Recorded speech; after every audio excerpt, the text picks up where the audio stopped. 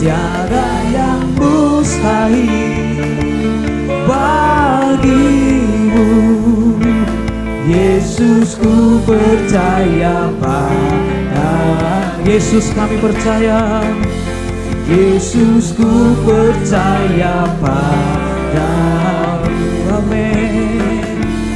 Yesus, ku percaya padamu.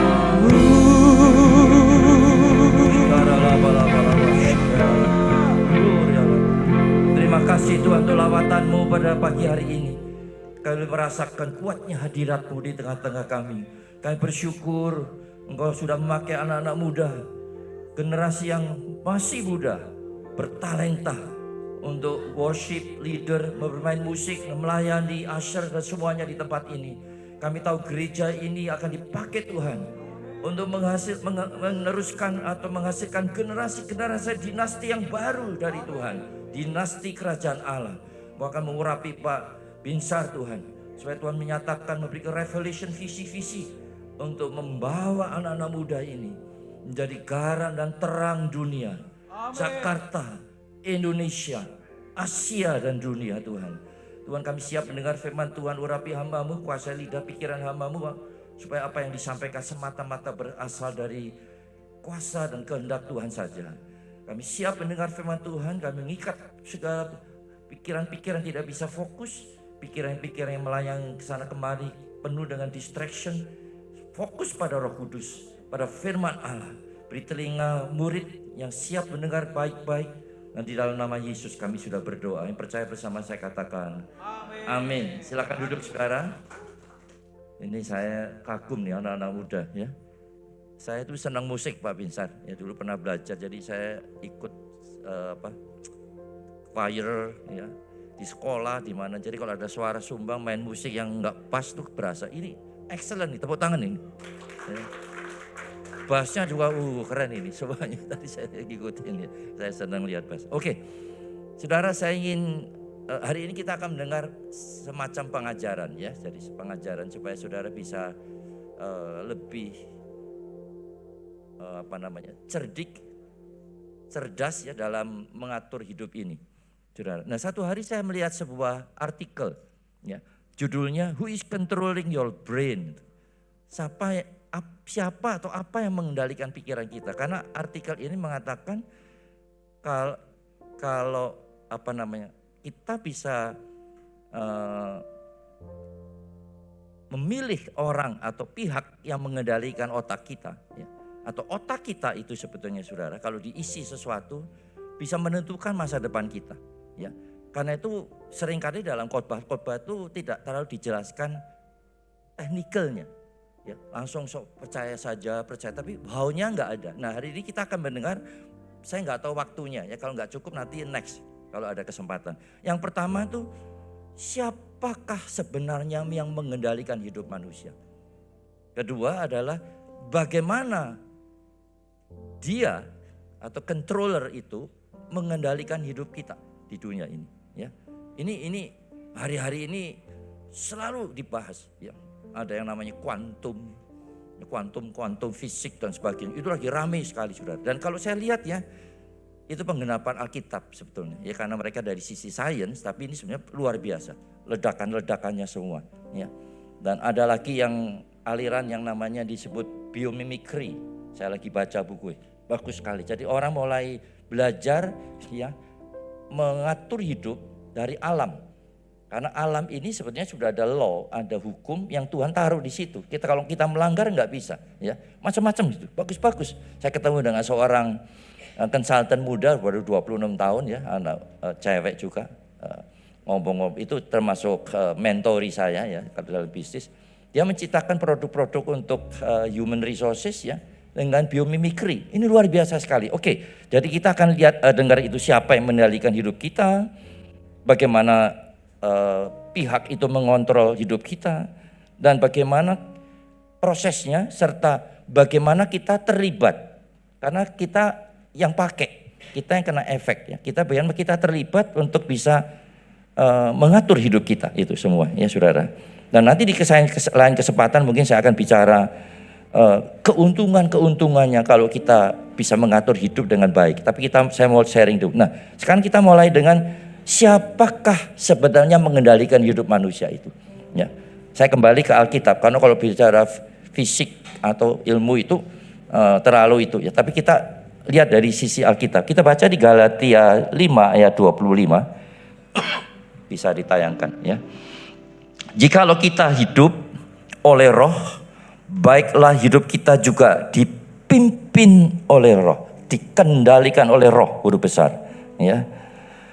Nah, jadi di sini sudah tegas, Tuhan menegaskan sekali dalam Alkitab ini atau pengajaran Alkitab katakan bahwa kalau kita anak-anak Tuhan, kita supposed to be led, dipimpin, dikendalikan oleh Roh. Ya, Efesus 2 ayat 1 sampai 2. Kita baca sama-sama.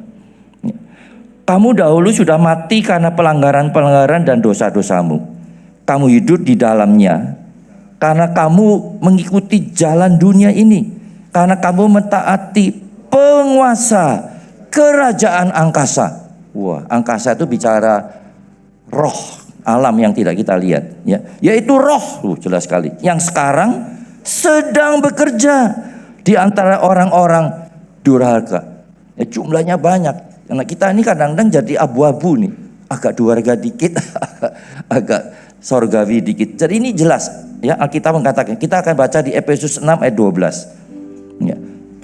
Karena perjuangan kita bukanlah melawan darah dan daging, tetapi melawan pemerintah-pemerintah, melawan penguasa-penguasa, otoritas, melawan penghulu-penghulu dunia yang gelap ini, melawan roh-roh jahat di udara. Ini dunia yang tidak gelap. Jadi ada dua pengendalian utama di dalam di universe ini, di alam semesta. Satu adalah Tuhan, satu non Tuhan. Nah, saudara tahu. Jadi ini, maaf cari pakai kata dalang ya. Dalang di atas segala dalang, pengendali di atas pengendali, itu dua. Ya, kalau di dunia sains bisa ini, bisa itu hanya kaki tangan saja, saudara. Ya, masih ada lagi. Nah, kita anak-anak Tuhan itu kita sewajarnya, seharusnya, bukan sewajarnya lagi ya, dikendalikan itu, saudara. Nah, kalau kita nggak hati dalam hidup kita ini, kita ya putih kalau di sini, pulang ya rada-rada hitam sedikit lah gitu, abu-abu, lama-lama ada gradasi ya. Kalau udah hari Sabtu kayaknya hitamnya luar biasa tuh, kotor banget sudah. Minggu cuci lagi gitu, seterusnya. Nah, jadi hidup tuh swing saja, nggak jelas kemana-kemana, saudara. Nah, masih banyak yang harus diurus dalam hidup ini, saudara. Ya. Nah, yang pertama kita sudah tahu siapa pengendali hidup kita. Who is controlling your life? Two types of authority, dua otoritas penguasa, satu Tuhan, satu bukan Tuhan. Sudah tahu yang dimaksud itu ya. Dan itu tarik menarik, saudara. Dan bukan sayangnya, untungnya ya, mungkin juga unfortunately kita diberi free will untuk milih ya. Nah, kalau kita lihat kasus Adam dan Hawa, boleh pilih. Jadi itu rebut-rebutan ya, berebut untuk menguasai itu, saudara. Nah, Galatia 5:16 ayat 26 itu jelas sekali dengan ayat tadi. Konteksnya bahwa ada dua pengendali dalam hidup manusia atau alam semesta ini. Satu adalah Tuhan, satunya bukan. Ya, clear ya, saudara. Nah, saya akan lanjutkan lagi sekarang. Ya. Yang kedua adalah saluran, channel, kaki tangan atau kepanjangan tangan, instrumen, media. Dua ini ya, mempengaruhi kita semua. Ya, jadi ada media. Ya. Media yang pertama saya sebut influencer. Influencer nih, ya, tukang mempengaruhi. Ya. Jadi iblis pakai siapa, saudara, untuk Hawa? Dia pinter. Dia pakai dulu yang dijatuhkan harusnya kan Adamnya, kepalanya. Tapi istrinya, kan istri itu leher, bukan kepala luar, bukan kepala. Kepala Pak Hermanto, Pak Binsan, saya ikut leher kan? Kalau leher bilang kanan, kepalanya ke kanan enggak? Nah, jadi influencer bapak itu ibu, istri. Maka itu wanita-wanita jadilah influencernya Tuhan, jangan iblis. Nah, iblis pakai kaki tangan, media, channel, influencer, siapa namanya? Setan apa, bukan setan lagi, itu pengendali. Ular dipakai, cerdik dia, ya. Dia masuk ke situ, yang dipengaruhi siapa? Hawanya dulu. Hawanya dipengaruhi, lalu hawanya, udaranya, suasananya udah gitu. Baru Hawa jadi influencer. coba Pak, pakai ini. Ya ini dan langsung papanya kena semua, saudara. Ya, itu dari awal kita sudah lihat pertempuran rohani ini sudah terjadi dari awal, saudara. Ya, nah saudara harus tahu baik-baik. Tetapi kita kalau pernah gagal, sudah gagal, Yesus turun ke bumi untuk menyelamatkan kita. Ya, nah, saudara, ini luar biasa. Tepuk tangan untuk Yesus yang luar biasa, saudara. Yang kedua adalah mediator-mediator yang langsung kedua otoritas. Ini biasanya sage atau spiritual leaders, ya. Itu bisa imam. Zaman dulu imam-imam Tuhan itu pemimpin rohani yang bisa diutus oleh Tuhan untuk berbicara. Di zaman modern agak jarang, ya. Banyak imam-imam rada palsu atau banyak palsunya, ya. Ngaku nubuat tapi lubuat kayak gitu. Tapi zaman dulu tadi kita cerita ya Pak, kayak zaman dulu lebih sakti gitu, lebih banyak urapan gitu. Ini ada dua, saudara, ya. Imam-imam itu diutus atau jadi mediator langsung dari dua otoriti ini. Bisa dari setan, bisa dari Tuhan, saudara. Ya. Berikutnya adalah ini sebetulnya kitanya sendiri bisa kontak dengan Tuhan. Ini tingkat yang tertinggi yang saya sedang dan kepingin terus berada di situ. Ya, kalau kita berada di sini, dunia kita berubah dalam hidup ini. Perspektif hidup berubah. Kita masuk di level yang tinggi, high level, saudara. Ya, di situ sudah nggak ada pengaruh dunia yang banyak lagi.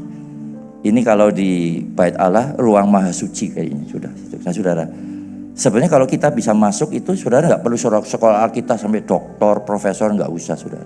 Ini pengalaman rohani, tetapi perlu bimbingan mediator-mediator bapak rohani ini, saudara. Ya. Nah, berikutnya adalah non-person media. Jadi media-media yang bukan orang, ya, sosial media. Wah, parah sekali ini, ya, media itu. Nah, itu dipakai bentuknya bukan orang untuk mempengaruhi kita. Jadi influencer masuk di situ. Itu hanya fasilitator saja, ya. Dan sekarang, saudara, sosial media bisa membuat orang semua menjadi korban attention. Jadi sosial media itu produknya apa, saudara? Attention. Dia narik perhatian saudara. Ya, semua dengan algoritmnya, ya. Kalau saya setel atau di YouTube-nya saya jazz gitu ya, Pak. Jazz tidur gitu, ada black jazz sleep gitu. Besok pagi keluar terus black jazz kayak gitu, saudara. Ya. Adik saya kena cancer stadium 4. Saya buka cancer, keluar itu langsung. Udah, ya, ada artikel dan terus dikejar terus. Nah, jadi influencer itu tidak datang pelan-pelan. Zaman Adam dan Hawa cuma satu, serpent atau ular satu. Karena ularnya banyak tuh.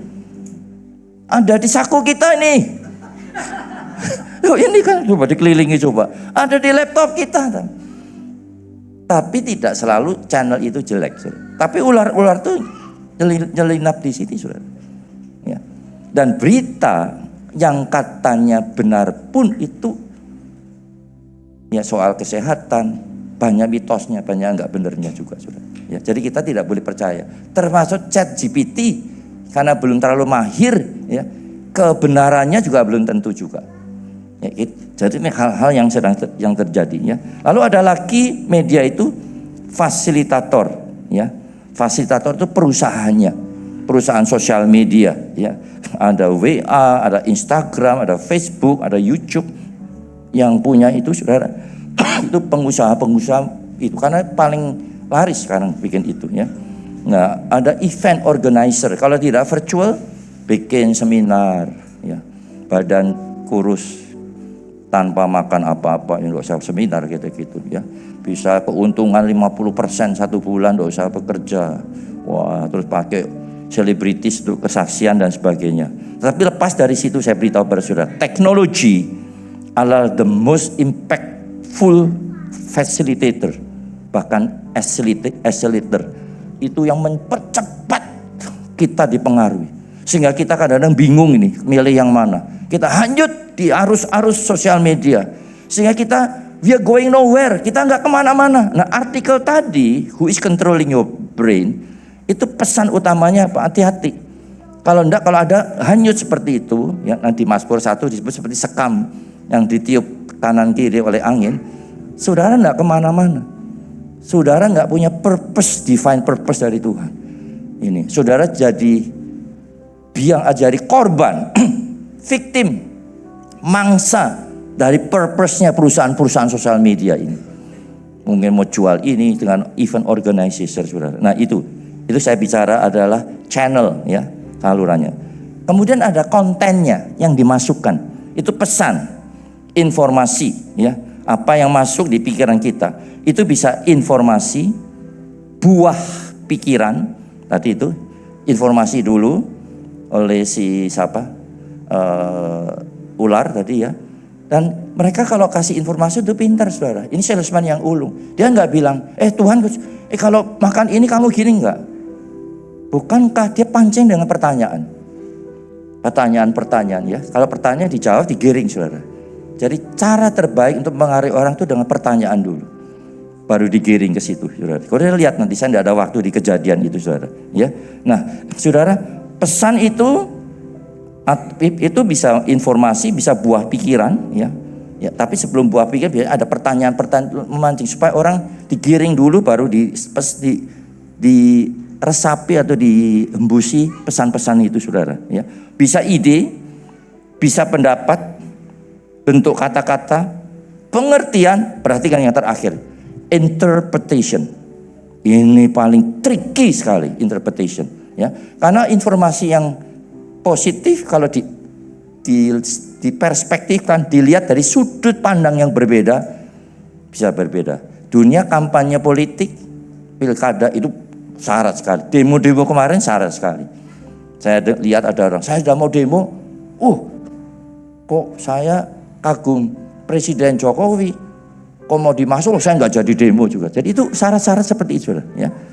Informasinya tujuan utamanya baik, tapi ada interpretation, saudara. Ada warna di situ.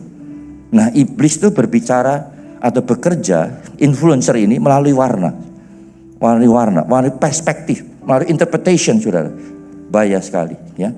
Jadi itu bicara soal interpretation. Nanti kita akan singgung sama-sama di situ. Jadi kita sudah lihat siapa yang mengendalikan channelnya, pesannya. Ya. Nah, di dalam keberadaan manusia ini ada satu instrumen untuk menangkap pesan itu. Ya, saya akan tunjukkan secara mind science, istilah ilmu sains mengenai pikiran. Ya, saya pakai ini. Tapi ini ada biblical groundnya ternyata. Ya. Jadi manusia itu punya 3, saudara. Yang pertama adalah super conscious, kedua conscious, ketiga subconscious. Nah, kebanyakan orang memakai 2, sadar conscious dan yang kedua subconscious, alam bawah sadar, 2. Jarang yang satu. Kalau saudara masuk ke yang satu, saudara cepat masuk ke high level, akan cerdas secara rohani, ya, saudara. Nah, saya mulai dengan super conscious dulu. Karena ini super, pengen tahu dulu, ya. Nah, dari super conscious itu saya tidak mau panjang. Ini bisa diceramain 2 hari mungkin, ya, 1 hari. Tapi sederhananya, ya, gimana saudara bisa mulai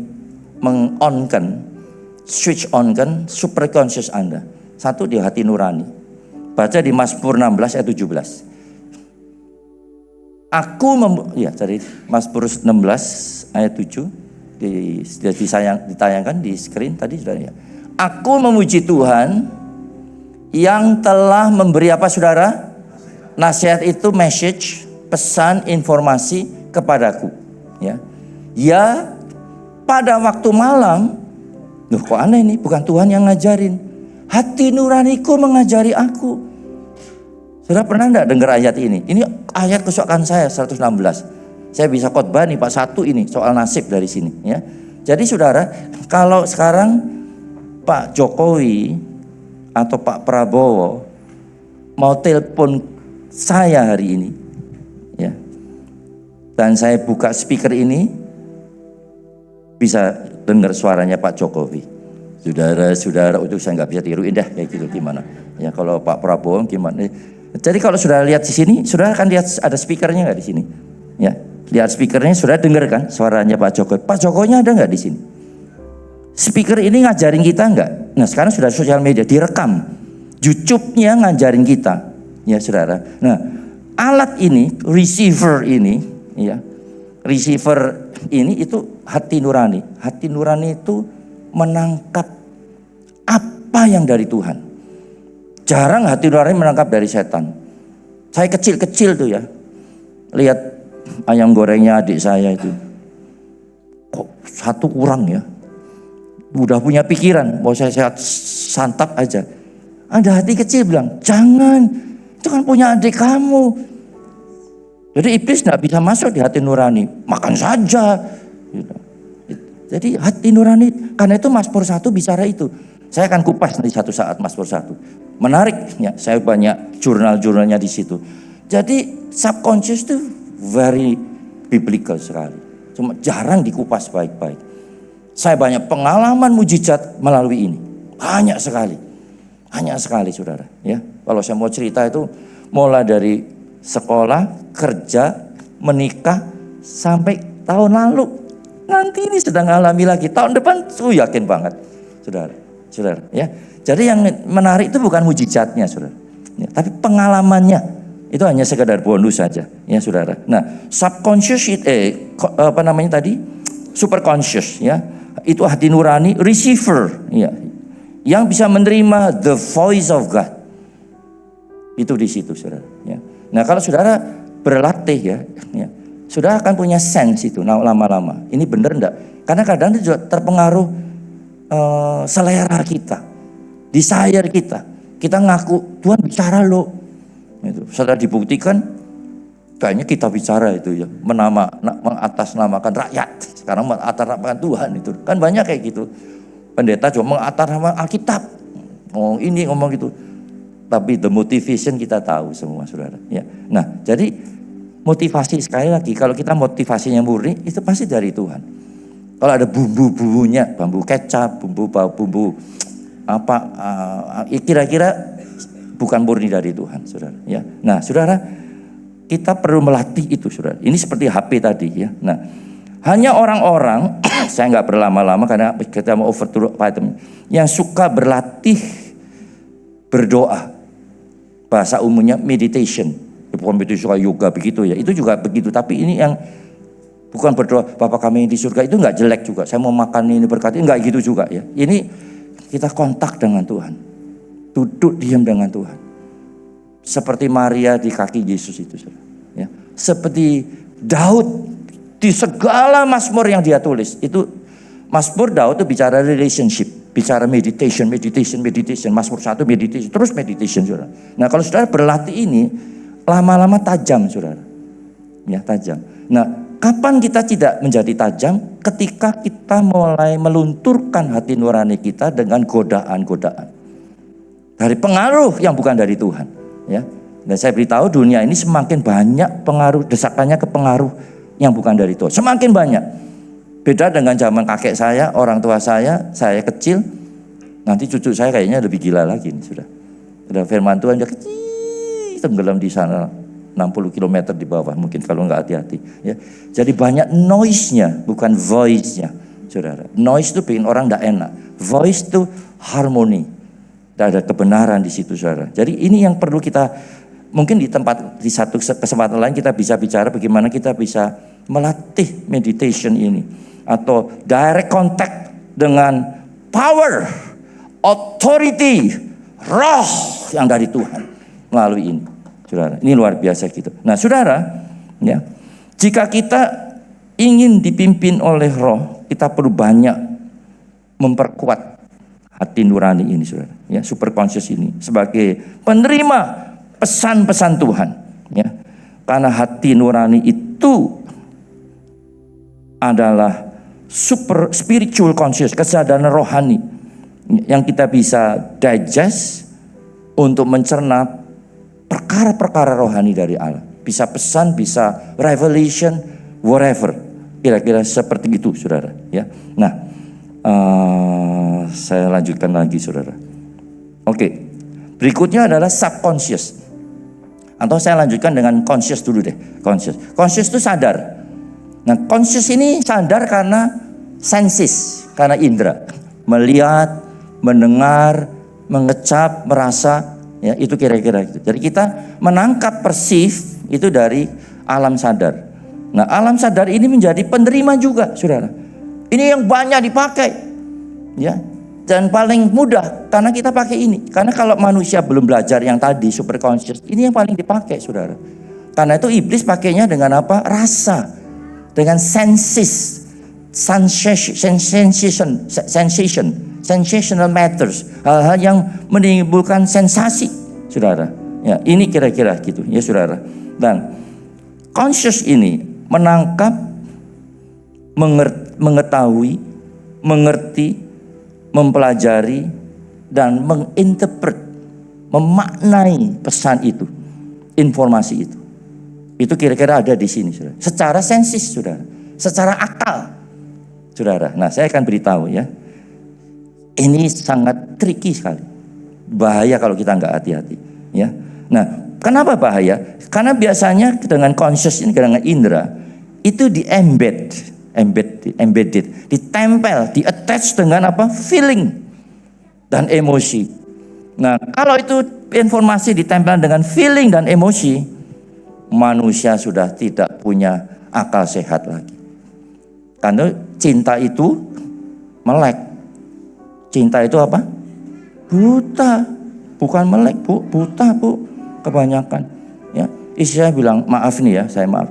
Ada orang jeleknya gitu. Udah hitam, jelek, bau. Orang boleh ganteng kayak mau sama dia. Ya cinta itu buta, saudara. Saudara lihat di mall-mall karena bingung juga. Wah, lebih cantik kok, kenapa kok dia mau sama? Ya cinta itu buta, saudara. Ya ketawa ya, Pak. Cinta itu buta. Dan kalau sudah cinta itu ya, sudah semuanya minggir semua.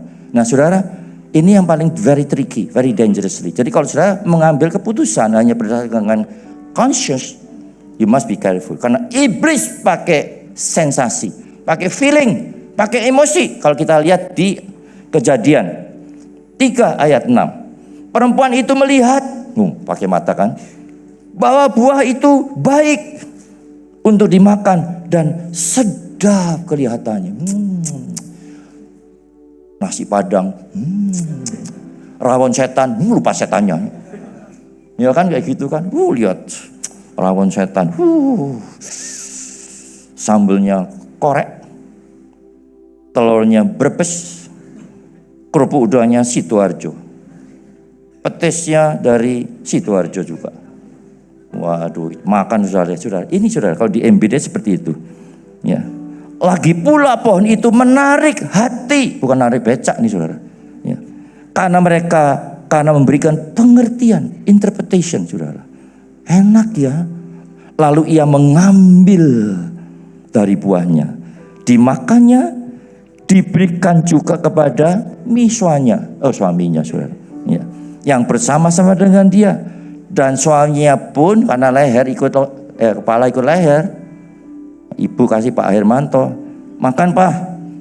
Kalau saya makan Pak, ya itu saya kenyap. Makan Pak, ya sudah kita udah gitu. Makan Pak, ya sudah.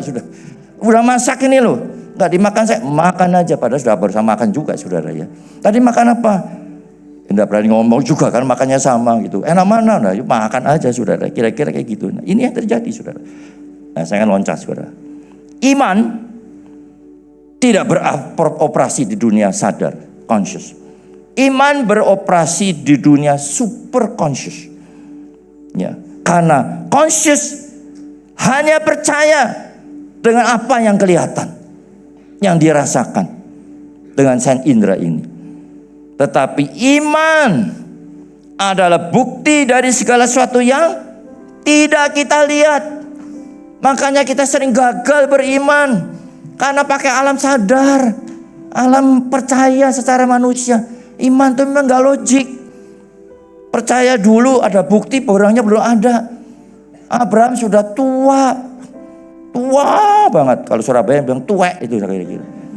Istrinya udah mandul, berhenti menstruasi. Tidak mungkin di atas ketidakmungkinan. Bagi Tuhan tidak ada perkara kalau ada tidak masuk di dunia sadar. Kalau masuk di dunia sadar, you cannot do this. Pengalaman saya mengatakan gitu.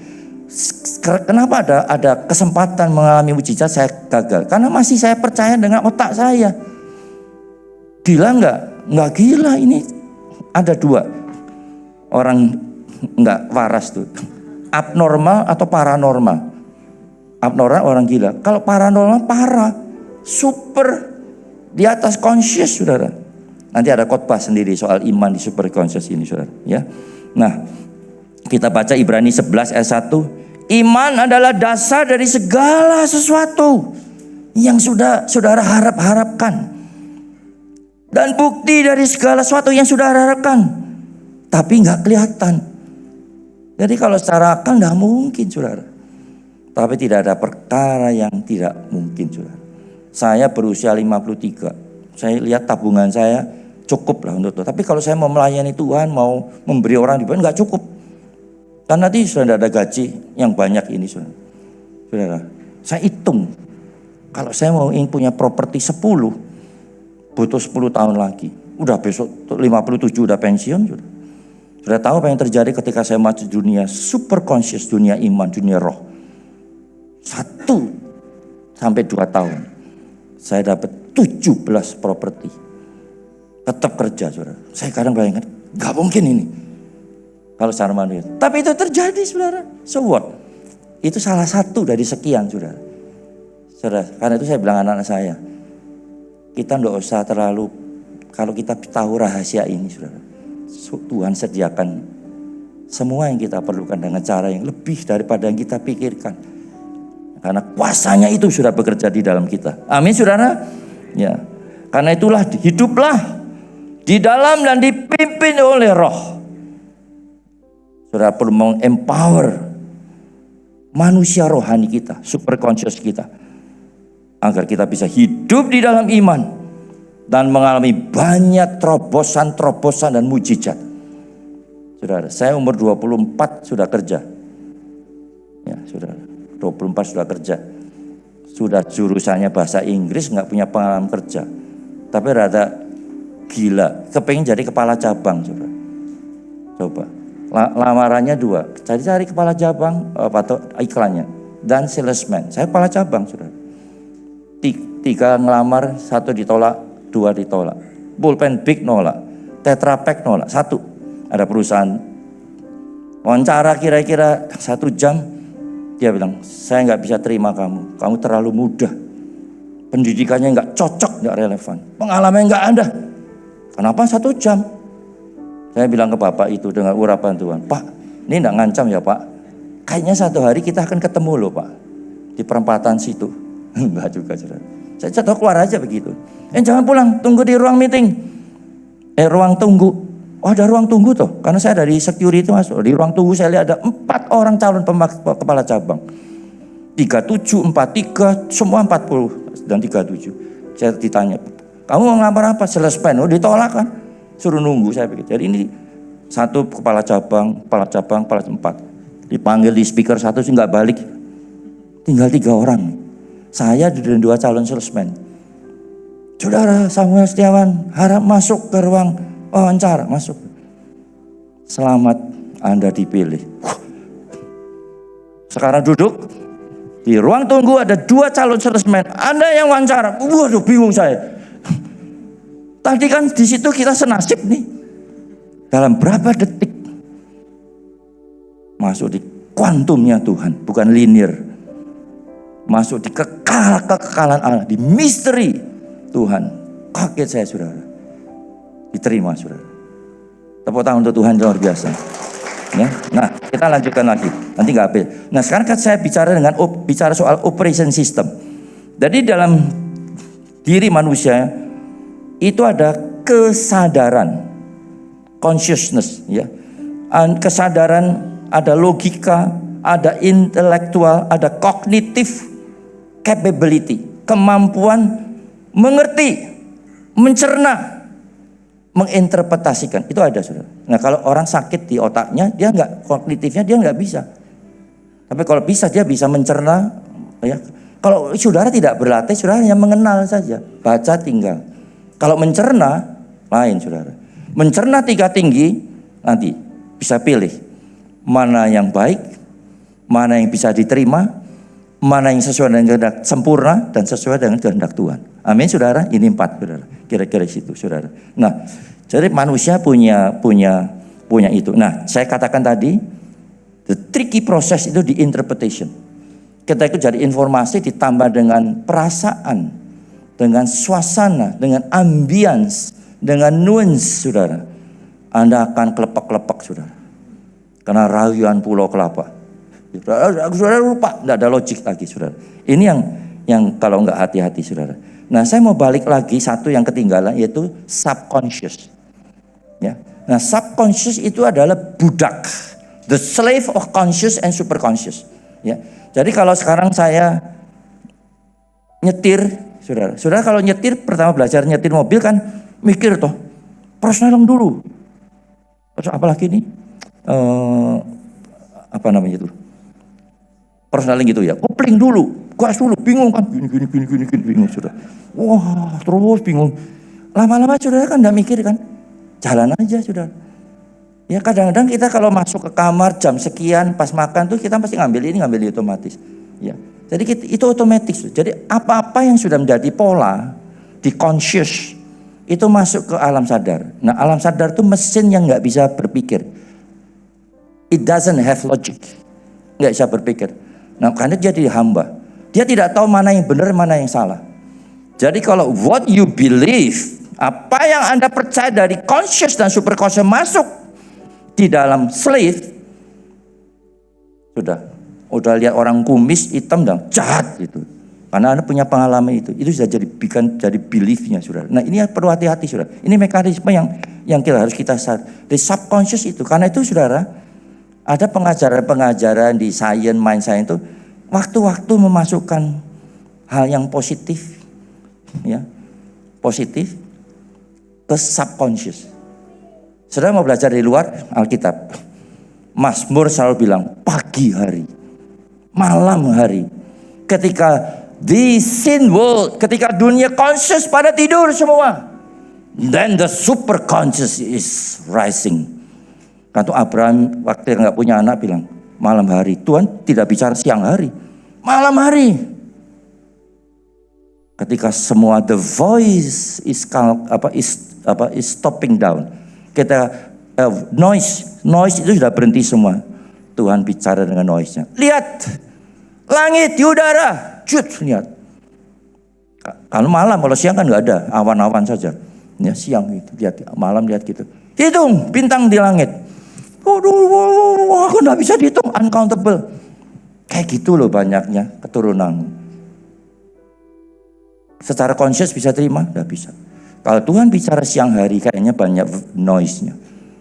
Pagi malam banyak renungan firman Tuhan. Sudah Mazmur, malam pagi. Mama saya bilang, kalau kamu berdoa dengan iman, mulailah 11:30 sampai jam 4 pagi. Itu waktu alam sadar kita tuh. Mama saya enggak ngerti ini, saudara. Tapi ngomong begitu. Mama punya pengalaman banyak. Mama enggak bisa wariskan itu. Kamu perhatikan baik-baik, saudara. Nah, ini yang terjadi, saudara. Saudara mendapat sesuatu kebenaran hari ini. Tepuk tangan untuk Tuhan yang luar biasa, saudara. Ya. Nah, jam berapa ini? Masih punya berapa menit? Oh, ngebut. Ya, operation system. Tadi apa namanya? Kesadaran, cognitive capability, kemampuan untuk mencerna, menginterpretasikan. Nah, kalau Anda punya mental model, menginterpretasikan, memframing sesuatu yang positif dari sisi Alkitab, hidupmu akan enak sekali. Hidupmu akan tidak kepleset. Saya kasih tahu, hidup yang enak itu bukan uangnya banyak loh ya. Gitu. Karena banyak orang uangnya banyak, mentalnya miskin, kurang. Orang yang punya mental abundant, puas, cukup, berterima kasih, tetap ngejar lagi, tapi puas dulu, saudara. Itu luar biasa. Itu nggak usah uangnya 1 triliun, nggak usah. Di tempat saya ada satu orang office boy, lainnya office boy sama driver. Hidupnya bersyukur, namanya Samijan. Jadi kalau di perusahaan saya, Sam yang keluar 2, Samuel sama Samijan. Satu presdi, satu office boy. Kerjanya sudah Dia 30 tahun, saya 27 tahun. Saudara. Saya tanya, Samijan, kamu senangnya puas, ya Pak, itu kan harus disyukurin. Kalau nanti kamu pensiun gimana? Saya sudah punya toko Pak, warung. Wah, bagus dong. Coba. Jadi orang puas itu enggak berarti diam saudara. Ya, kejar aja bersama Tuhan. Punya toko saudara. Dulu cicil rumah sudah lunas, punya toko saudara. Jadi kalau Sabtu dia belanja toko gitu. Hidup dari situ. Sekarang masih belum di pensiun nih saudara. Bareng sama saya kayak tahun depan kira-kira. Ini yang terjadi saudara. Jadi ini yang penting sekali saudara. Ya, kita mengerti sekali. Nah, interpretation itu bicara framing. Kalau Anda membingkai satu pesan, bingkailah dengan positif. Ya, banyak cerita-cerita benar atau enggak benar. Mertua yang jahat ya. Terus kemudian dia datang kepada orang, gimana tuh? Mau diracun saja atau gimana? Ya sebelum diracun coba kamu bertindak seolah dia baik dan sebagainya. Ternyata enggak jadi diracun juga. Mertuanya berubah. Dan ini terjadi di Surabaya. Saya dengar kesaksian seorang ibu yang dibenci sama mertuanya dan digualaknya sama mertua saudara.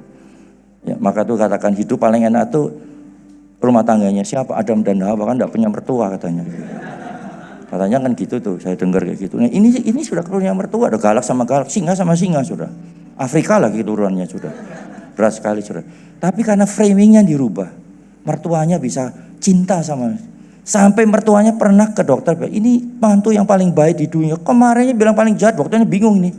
Saudara, framing itu penting. Nah, framing yang paling bagus itu kebenaran firman Tuhan. Kasih, kebenaran, sukacita. Amin saudara. Nah sekarang saya akan sampai, masih ada berapa menit? Aduh, mekanisme. Baca di Mazmur 1 atau lain kali aja ya kayaknya sudah. Gimana nih Pak bisa? Kita ngebut ya, kalau enggak jelas lain kali. Mazmur 1 ayat 1 sampai 2. Waduh, sampai Mazmur 1 ayat 1 sampai 2 ya. Berbahagialah orang yang tidak berjalan menurut nasihat orang fasik, tidak berdiri di jalan orang berdosa, tidak duduk dalam kumpulan pencemooh, yang kesukaannya firman ialah Taurat Tuhan, dan yang merenungkan firman itu siang dan malam saudara. Nah saudara, kalau saudara nanti baca Mazmur 1, kalau sempat nanti akhirnya ya kita akan baca di situ sama-sama bahwa Mazmur 1 itu judulnya tuh jalan orang benar ya, jalan orang yang benar, kesana kesini dan fasik, kira-kira boleh pilih gitu. Nah ada 3 kata kunci yang saya pernah sharing di sini ya, itu mekanisme prosesnya jalan. Pertama adalah duduk. Duduk itu bicara fellowship, tidak duduk-duduk dengan kumpulan pencemooh. Kumpulan itu bicara pergaulan, environment. Karena itu kalau saudara mau menavigate hidup saudara ke destination yang baik, perhatikan lingkunganmu. Ya, lingkunganmu itu saudara perlu perhatikan. Ya, perhatikan orang-orang yang kau anggap jadi pengaruh, bisa mempengaruhi kamu. Yang kamu suka, dia mempengaruhi kamu. Orang yang kamu kagumi, kamu respect, kamu sukai, ya, kamu kira dia lebih pintar dari kamu, ya, itu perlu hati-hati sekali, saudara. Lingkungan-lingkungan itu akan mempengaruhi. Influencer itu, medianya juga. Life is a choice. Hidup itu pilihan. Orang yang, saudara kalau mewawancara seorang calon pemimpin yang baik ya, tanya teman-teman dekatnya. Tanya apa yang sering dia baca. Hobi dia baca apa? Tokoh apa yang siapa yang dia kagumi? Saya selalu bertanya itu. Lalu saya bilang ke HR saya, sudah lihat sosial media ada dia di situ enggak? Dia ngobrol sama siapa, dia kasih komentar sama siapa. Jangan-jangan dia influencer nih. Jangan-jangan dia ular nih. Masuk di perusahaan kan bahaya saudara. Ya, ini penting sekali, lingkungan itu penting sekali. Mazmur 1 itu bicara apa saudara? Peta, memetakan jalan hidup. Karena itu oleh Daud ditaruh di situ. Mazmur 16 bicara super conscious, bicara the wheel of fortune nanti di situ. Saya nggak punya waktu di situ, ya saudara. Nah ini total, ini bicara apa? Bicara divine providence, keterlibatan Tuhan dalam hidup manusia, bukan divine provision saja. Mazmur 23 bicara divine provision. Allah menyediakan. Allah tidak hanya menyediakan, Dia punya rencana besar untuk manusia. Karena itu dia ciptakan kita seperti dia, in the likeness and the image of God. Sudah luar biasa sekali saudara. Nah yang kedua adalah Ya. Jadi waktu duduk-duduk tuh kita sedang proses mendengar, menerima. Amin saudara. Lalu saudara bilang, kayaknya agak bener ya tadi ya. Lalu saudara mulai berdiri, orangnya udah pergi. Kayaknya bener. Lalu berdiri dikatakan. Berdiri itu bicara menginterpretasikan, mulai memasukkan. When you are standing up after you leave the influencer, you are digesting, interpreting. Anda mulai mengdigest, mencerna dan menginterpretasikan. Bener ini omongan dia orang itu. Anda sedang set message itu ke dalam mind pikiran Anda. Karena itu ada kata mindset. You are setting up your mind with this information and interpretation. Masuk ke situ. Jangan pilih ini, dia rasis. Ya, saya sering digituin. Partai ini rasis. Ketemu saya di pesawat. Dia nyapa saya. Saya enggak rasis. Sudah sipit gini pakai salib kok. Dia sebelah sana. Itu baik. Jadi itu interpretation, framing saja saudara. Ya. Nah saudara, jadi di berdiri ini bicara masukkan message, prinsip itu menjadi belief. Oh benar nih. Nah lalu berjalan. Anda mulai beraksi, bereaksi, mengambil keputusan dengan framing, pesan, prinsip, interpretation itu. Anda tahu caranya ini, Anda bisa mensiasati hidup dengan lebih cerdik. Amin saudara. Kayaknya sudah 5 menit ini. Saya tutup dengan beberapa ayat. Mari kita baca di mana ya? Di Mazmur 1 ayat 1 sampai Roma 12 ayat 1 sampai 1 dan Roma 12 ayat 2. Janganlah kamu menjadi serupa dengan dunia ini, tetapi berubahlah oleh pembaharuan budimu. Mentransformasi, merenewing dengan itu saudara. Ya, merenewing itu apa saudara? Karena banyak voice, detox, dimurnikan, ya, dibersihkan, dan ditransform dari bentuk yang lama ke baru. Anda tidak bisa membersihkan saja. Anda perlu masuk ke kehidupan yang baru. Tadi Pak bisa ke Zoe itu. Ya. Kalau perlu naik lagi, masuk ke yang tadi, yang high level tadi. Amin, saudara. Nah, kita lihat di sini ya. Kita lanjutkan lagi. Sehingga kamu dapat membedakan manakah kehendak Allah. Apa kehendak Allah? Apa yang baik, apa yang berkenan kepada Allah, dan apa yang, nah, framingnya ya itu. Baik enggak ini ya? Ya. Itu kira-kira framingnya. Berkenan enggak ya? Sempurna enggak ya? Excellent enggak ya? Saudara. Ini yang luar biasa. Kita akan teruskan di Mazmur 1 ayat 1 sampai 6 ayat terakhir. Kalau ayat terakhir senang kan kita cepat-cepat mau makan makanan Padang dan sebagainya. Berbahagialah orang yang tidak berjalan menurut nasihat orang fasik, yang tidak berdiri di jalan orang berdosa, dan tidak duduk dalam kumpulan cemooh. Ingat, berjalan karena berdiri, berdiri karena duduk dulu. Tetapi kesukaannya ialah meditate, mencerna, menginterpretasikan hidup ini dengan the law of God. Ini bukan Taurat yang 12 itu, the law of God, the law of universe juga. Siang dan malam, ia seperti pohon yang ditanam di tepi aliran air, yang menghasilkan buahnya pada musimnya. Ya, jadi hidup itu jangan terus percaya terus uangnya datang, nggak ada. Kita mesti invest. Kalau kita invest, kita apa? Kita akan terima hasilnya. Amin, saudara. Tadi hidup ini invest. When you invest good things in your mind, you harvest good things dalam hidup ini. Amin. Itu kira-kira. Ini sudah masuk nih si Mazmur ini. Dan yang tidak layu daunnya, tidak pernah stres, karena dia tahu rencana Allah dalam hidupnya. Banyak orang Kristen termasuk saya sering bingung nih, sering stres karena kita di alam sadar terus. Alam consciousness, alam bawah sadar sudah rusak, dibawa kemiring-miring ke sana nggak karuan tadi, saudara. Dan apa saja yang diperbuatnya prosperous, makmur, nyaman, sejahtera, mendapatkan damai sejahtera. Amin, saudara. Tepuk tangan Tuhan yang luar biasa. Bukan demikian orang fasik. Mereka seperti apa? Sekang. Dengar sini, ke sana. Oh, dokter sana bisa ngurusin. Bisa mancungin hidung, dipencet-pencet aja pakai silikon. Kalau perlu ke Silicon Valley sana, enggak termasuk lagi, balik lagi. Oh, sekarang lain. Dikasih filler. Wah, masuk filler jelek, masuk lagi. Operasi Korea. Oh, kurang bagus. Hong Kong, Taiwan. Oh, kalau Korea modelnya sama terus, nanti repot, gereja bingung nih Pak Binsa mana Bambang, mana Bempeng gitu. Karena pajaknya paling semua gitu. Saudara, kita itu seperti sekam kalau enggak hati. Because we are controlled by the noise of the world, bukan the voice of God. Selamat siang, Tuhan berkati kita semua. Mari kita berdiri bersama-sama. Saya akan berdoa untuk saudara dan saya. Mari kita berdiri. Tuhan, kami bersyukur dalam waktu dan cara yang terbatas kami boleh mendengar kebenaran firman Tuhan.